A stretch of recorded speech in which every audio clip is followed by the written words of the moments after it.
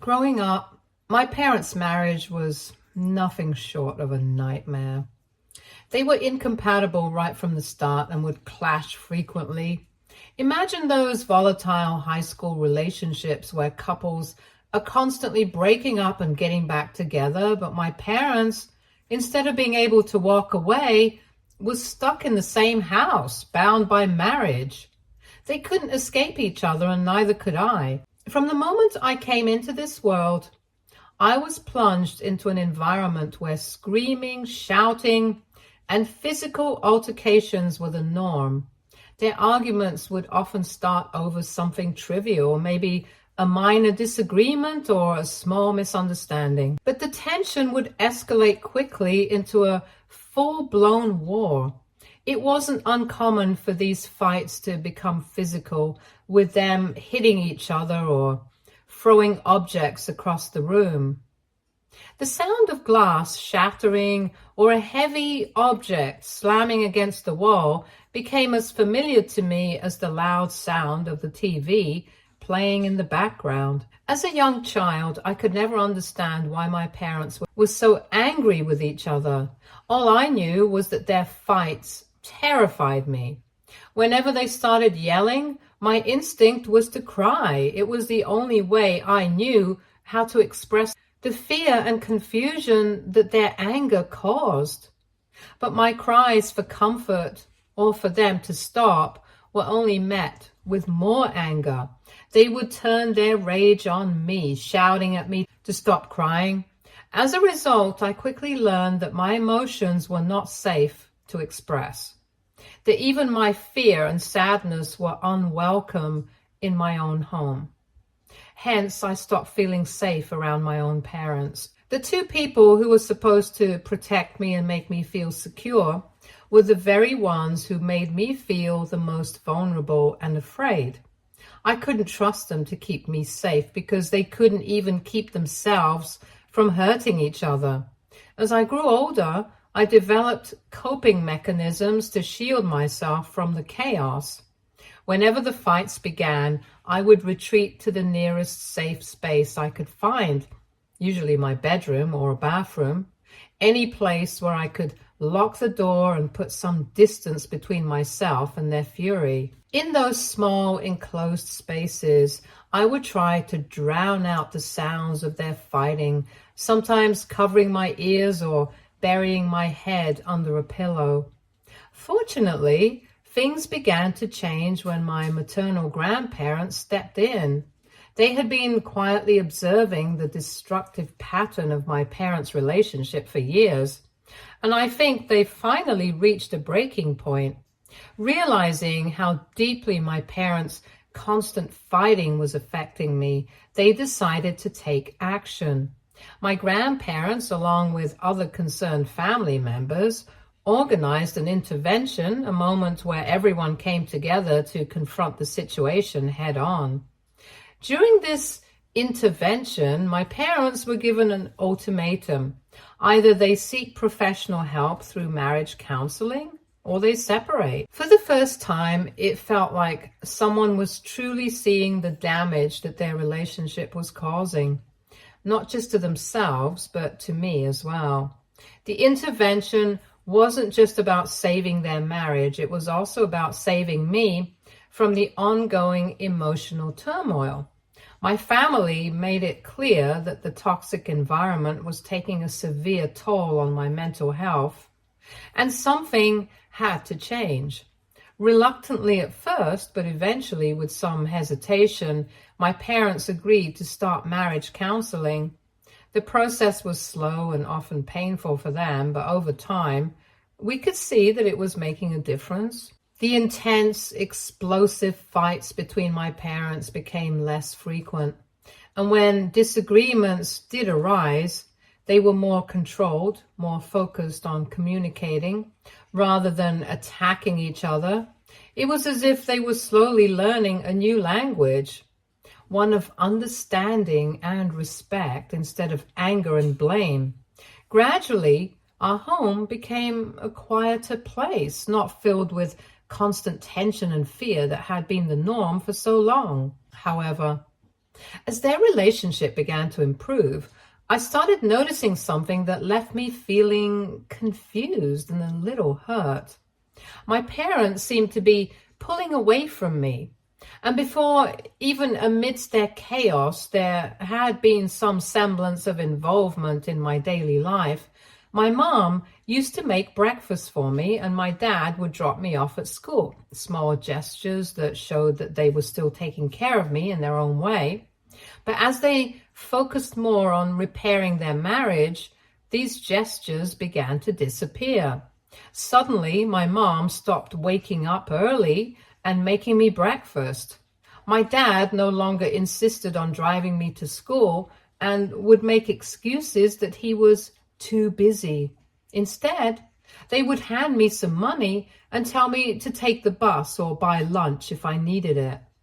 It was a strange and unsettling experience. On one hand, I was relieved that the fighting had lessened and that our home was no longer a battleground. But on the other hand, I felt a new kind of loneliness. I understood that they were going through a lot, but I couldn't shake the feeling that I was being left behind. That in their attempt to fix what was broken between them, they had somehow forgotten about me. As time went on, my parents' focus on their relationship continued to grow, but it seemed to come at the expense of their relationship with me.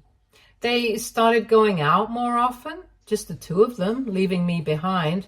They would head out for dinners or date nights, something they had never done before, and I was left at home, told to eat whatever leftovers I could find in the fridge. They also stopped asking me about my grades or showing any interest in how I was doing at school. I remember the few times I would excitedly share some good news about a grade I had worked hard for, hoping to get a smile or a word of praise. Instead, they would respond with indifference, barely acknowledging what I had said before turning back to their own conversation. When my 15th birthday was approaching, I wanted to have a celebration with my close friends. Up until that year, I had never been allowed to celebrate my birthday, and I had always just accepted it, never really pushing back. But this time, I was determined to have a party, to feel like a normal teenager for once. I worked up the courage to ask my parents if I could finally have a birthday party. My dad flatly refused, and my mom dismissed the idea completely, telling me that I needed to stop finding ways to waste more of their money.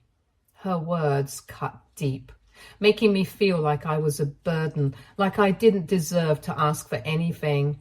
She continued to say how instead of asking for more things, I should find ways to repay them back for all the money that they have spent on me over the years. Normally, I would have let it go, swallowed my disappointment, and retreated into myself like I had so many times before. But something in me snapped. I was sad, frustrated, and filled with a kind of anger I hadn't felt before. Maybe it was my teenage hormones, or maybe it was the accumulation of years of feeling neglected. But I couldn't hold back anymore. I yelled at them, telling them that they had never really done anything for me apart from giving birth, and that they had never made me feel loved or cared for. I told them how it wasn't my responsibility to give them back anything, and asked them why they even had me in the first place if they resented me so much. Hearing my outburst, my mother, who had never laid a hand on me before, slapped me hard across the face. The sting of her hand on my cheek was sharp and shocking, but her words were even more painful. She told me that I had no right to speak to them like that I should be grateful just to be alive, and that I was lucky they had done as much as they had for me. I could feel my tears welling up. I turned to my dad, hoping he would step in, hoping he would defend me or at least comfort me. But he only shook his head. Disappointment etched across his face. He told me that I was getting older now, and it was time for me to grow up and learn to behave properly. He said I shouldn't be fighting with them over something as trivial as a birthday party, and that I was acting like an immature child. Their words crushed me. It was clear to me then that in their eyes, my feelings, my desires didn't matter. And that night, I cried myself to sleep, feeling more alone than I ever had before. In the days following my outburst, the atmosphere at home grew even more tense. My mother never apologized for slapping me, and there was no acknowledgement of the pain or hurt I had expressed. It was as if that night had never happened. My parents now seemed to go out of their way to avoid any interaction at all. They wouldn't speak to me unless absolutely necessary, and even then their words were curt and cold. A week later, my dad called me into the living room. The moment I walked in, I knew something was wrong. Both he and my mom were sitting there, looking grim and serious. My heart sank as I prepared myself for another round of scolding. I could feel the anxiety building up inside me as I took a seat, wondering what I had done this time. I couldn't even meet their eyes, dreading whatever was coming next. Before I could say anything, my dad started to speak. His tone was measured, but there was an edge to it that made me nervous. He said that they had been thinking a lot since our last conversation, and that both he and my mom felt that their marriage was almost perfect now. He told me how they both had worked really hard to reach a place where they were finally happy together. But then he paused, and what he said next shook me to my core. He continued saying that there was still one major issue standing in the way of their happiness, one big mistake that they needed to address in order to truly move forward towards a happy marriage. My dad then looked me in the eyes and said, I was the mistake in their life. I sat there, frozen, trying to comprehend what he was saying. He said it so simply, so matter-of-factly, that it almost didn't register at first. He continued to say that they believed that their marriage could be absolutely perfect, if not for the burden of raising me. As I sat there, my heart pounding in my chest, my mother jumped in, her voice sharp and laced with bitterness. She said that having me around the house was a constant reminder of how much they disliked me, and that I was the reason they had almost gotten divorced. My dad explained that they had me when they were young and didn't really have a choice in the matter. Over the years, they had grown to detest the role of being parents, but neither of them had been able to admit it to the other. Their unspoken resentment, he said, was the root of many of their fights. He went on to tell me that after they started going to counseling, both of them quickly realized that they shared the same feelings.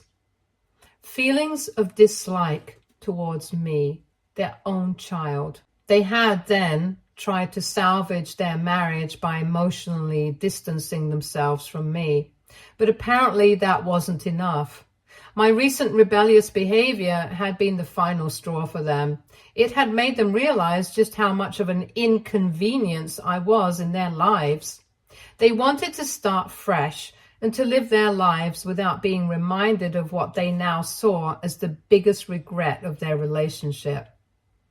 I sat there, paralyzed by the weight of their words, as if time had slowed down and everything around me had lost its meaning. The people who had raised me, who had always been the center of my world, had just torn apart everything I thought I understood about love, family, and belonging. As if this wasn't enough, my mother then went on to announce that they wanted me to move in with my grandparents soon. She continued, almost nonchalantly, saying that if my grandparents didn't want to take me in, just in case, then I would have to figure something out on my own, whether that meant living with a friend or fending for myself. She didn't seem to care. The way she said it, so detached and indifferent, made it clear that she and my father were done with me. They had already moved on in their minds. erasing me from their lives as if I had never existed. I looked at them, searching for any sign of remorse, any hint that they might change their minds, but all I saw were cold, resolute expressions.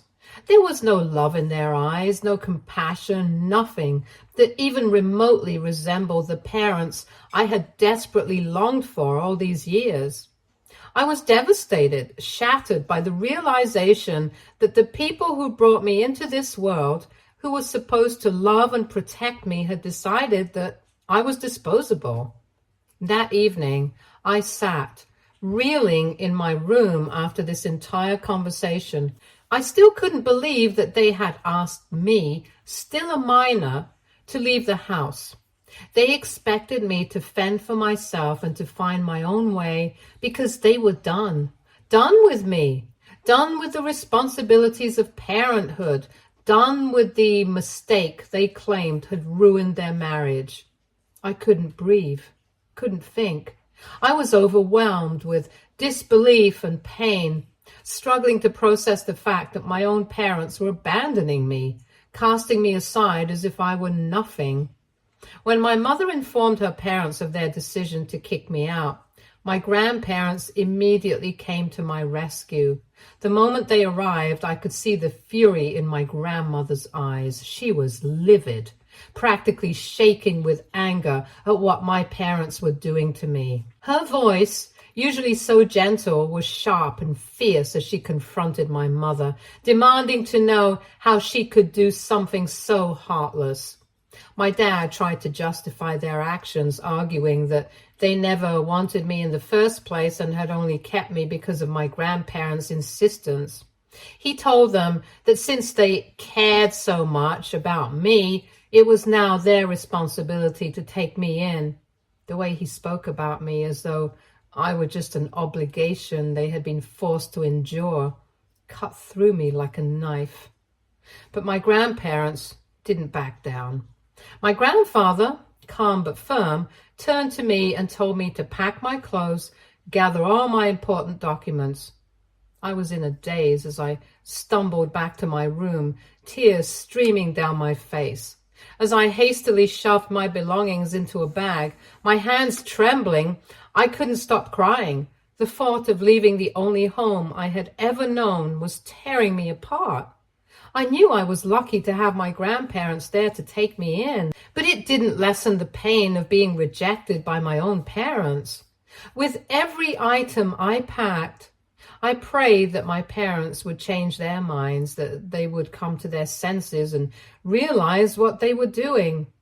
I wanted so desperately for them to stop me, to tell me that they had made a mistake, that they loved me and wanted me to stay. But no such words came. When I finally walked out, my grandparents were there, ready to help me carry my things.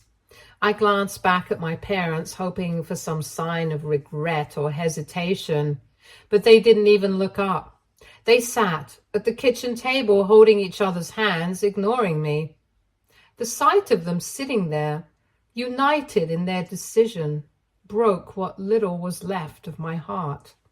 It was at that moment that I realized that my parents only cared about each other, and they had chosen to hold on to their relationship at the expense of their own child.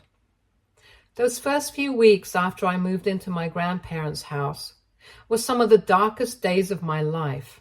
Every night, I was haunted by nightmares about my parents, terrifying dreams that left me waking up in the middle of the night drenched in sweat, tears streaming down my face. I would lie there, shivering in the darkness, unable to shake the overwhelming sadness that came from being abandoned by my own parents. I also started falling ill frequently, my body reflecting the trauma I was going through. My grandfather, worried about my health, took me to see a doctor. After a few examinations, the doctor gently explained that the stress I was under was taking a serious toll on my mental health. The weight of my emotions was manifesting in physical ways, breaking me down little by little. I could feel myself slipping further into a pit of despair. I stopped taking care of myself, eating irregularly, and losing interest in everything that had once mattered to me. My grades at school began to plummet. I missed my parents so much that it hurt. I kept hoping, wishing that they would call me, that they would realize that they had made a mistake and take me back. But the phone never rang. In moments of desperation, I would try to call them myself, clinging to the hope that hearing my voice might remind them that I still existed and I was still their child. But each time, they ignored my calls, letting them go unanswered. I would send my mother texts, pouring my heart out, begging her to come and take me back home. But all she would do was leave me on read. Her silence, a cruel reminder of how little I now meant to her. The weeks dragged on, each one heavier than the last. I was living in misery, my heart breaking a little more each day as I grappled with the reality that my parents had truly left me on my own. Then one day, as my grandmother was combing my hair, something she did to comfort me, to try and bring some normalcy back into my life, she suddenly broke down in tears and she cried openly, her hands trembling as she held the brush. Through her sobs, she told me how much she wished I didn't have to go through this, how she and my grandfather just wanted to see me happy again. Watching my grandmother cry, I felt a pang of guilt and a wave of realization wash over me. Here was someone who loved me deeply, who was hurting just as much as I was, if not more, because she couldn't take my pain away. At that moment, I understood that I couldn't keep letting myself fall apart. My parents weren't coming back. They had made their choice and moved on. As much as it broke my heart to accept it, I knew I had to make peace with that truth. I realized then that I needed to start picking up the pieces of my life, not just for myself, but for my grandparents too. They had taken me in when I had nowhere else to go, and they were doing everything they could to help me heal. They deserved to see me try, to see me fight to rebuild my life. From that day forward, I resolved to take it one step at a time. It wasn't easy. There were still days when the sadness felt overwhelming, and when I missed my parents so much it felt like I couldn't breathe. But I knew I had to keep moving forward for my sake and for the sake of the people who still cared about me. My grandparents had become my lifeline, and I owed it to them and to myself to try to find a way back to happiness. Over the months, I slowly began to shift my focus from the overwhelming sadness of losing my parents to the small positive things that were starting to happen in my life. For example, my grandmother makes me breakfast every morning. She has this adorable habit of spreading ketchup on my toast in the shape of a smiley face. It is such a simple gesture, but it makes me feel cared for in a way I have never felt before. My grandfather is a stickler for neatness and believes that a crumpled shirt is a poor reflection of one's character.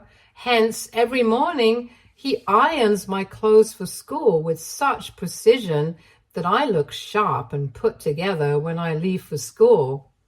Living with my grandparents has also brought new freedoms that I had never experienced before. For the first time, I'm allowed to participate in after-school activities, and this is something my parents had never permitted. But now, I have joined clubs and sports teams and made new friends. Weekends have become something I look forward to as well. My grandparents always encouraged me to hang out with my friends, something that had always been limited before. I'm finally able to go out, have fun, and just be a teenager without the constant feeling of being judged. As time has gone on, I found myself thinking less and less about my parents. The pain is still there, of course, but it doesn't consume me like it used to. My grandparents have successfully created an environment where I feel safe, valued, and loved. Slowly but surely, their home has become my home. It's been 6 months now since I moved out of my parents' place. Other relatives from both my mother's and father's sides have continued to visit me regularly. Word quickly spread through the family about what my parents had done, and the shock and anger were almost universal. One by one, everyone has cut off contact with my parents after confronting them about their decision to abandon me. Sometimes I do hear bits and pieces about my parents' lives from some of my cousins. Apparently, my absence has brought them closer together. They even went on a cruise recently, enjoying the newfound peace in their marriage. Hearing that stung, but I tried to push the thoughts away. I hadn't reached out to them in months, determined to move on and focus on the life I was rebuilding with my grandparents. Then yesterday, something happened that I never expected. My phone rang, and when I glanced at the screen, I felt my heart stop. It was a call from my mom. For a moment, I thought I was dreaming, a cruel trick of my mind, but no matter how many times I rubbed my eyes, the phone kept ringing. My hand trembled as I picked it up, my heart pounding in my chest. And when I finally answered, the first thing I noticed was the sound of her breathing on the other end. It was shaky and uncertain. After what felt like an eternity of awkward silence, she spoke. Her voice was softer than I remembered, almost hesitant, as she asked how I had been doing. The question hung in the air, and I found myself unable to respond. What could I possibly say to her? That I was fine? That I was broken? That I had missed them every day and yet resented them for what they had done? I kept quiet, unsure of what to say, and then she spoke again, asking if I was free to talk because she had something important to discuss with me. Her words were careful, almost rehearsed, and it made me wonder what could possibly be so important now, after all this time. Why now, after months of silence, after they had seemingly moved on with their lives? There was so much left unsaid between us, so much hurt that had festered in the months since they kicked me out. I wasn't sure if I was ready to hear what she had to say, but I also had a faint, painful hope that maybe, just maybe, she was reaching out to make amends. I asked her what it was that she wanted, trying to keep my voice steady despite the whirlwind of emotions surging inside me. There was a pause on the other end, and I could almost hear her gathering the courage to speak. Then my mom took a deep breath and asked me if I could come back home.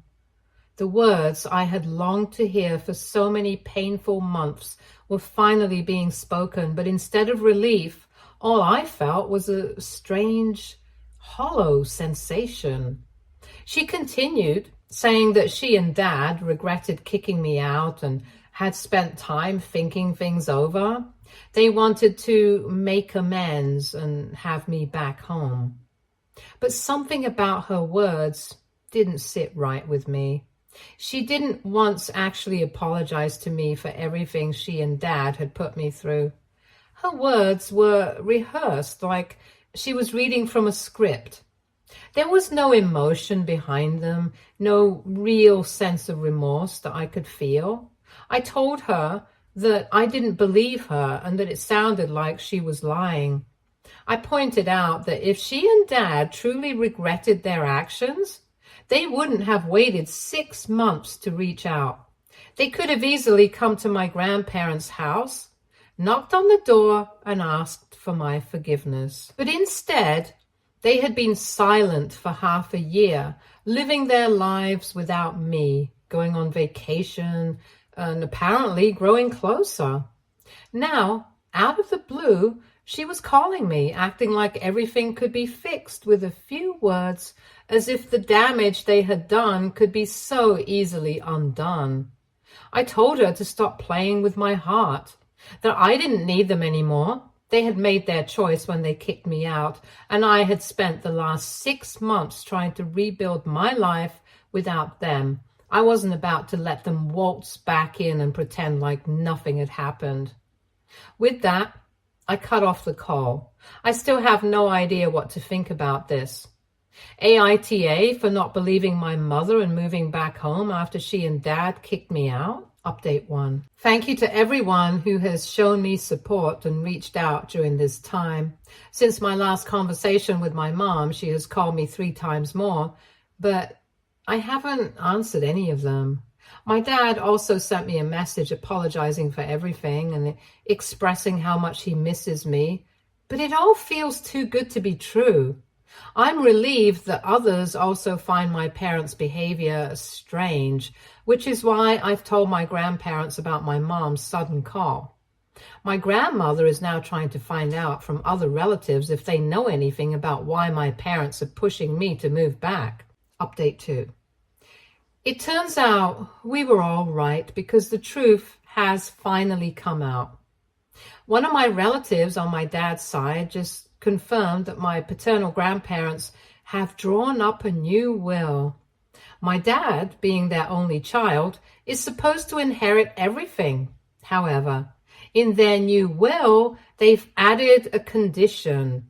For my dad to access the inheritance, they need my signature as well, and the money has to be equally divided between me and him.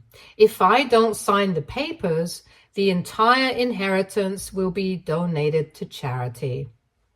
My paternal grandparents have stayed in touch with me, and like everyone else, know how my parents abandoned me.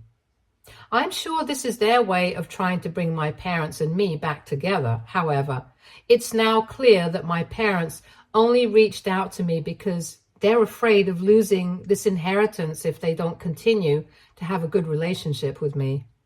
It's clear they want me to move back in so that if and when my paternal grandparents pass away, I won't resist signing for the inheritance. Update 3. My maternal grandparents have since talked to my parents and warned them that we now understand their true motive for reaching out to me.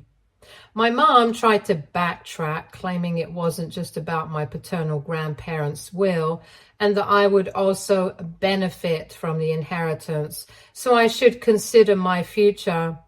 But my grandmother wasn't swayed by her argument. She responded by telling my mother that she was no longer considered her daughter and expressed shame over how inhumane she had become. In the wake of that confrontation, I decided to block my parents. I will continue to live with my grandparents as I have for the past few months.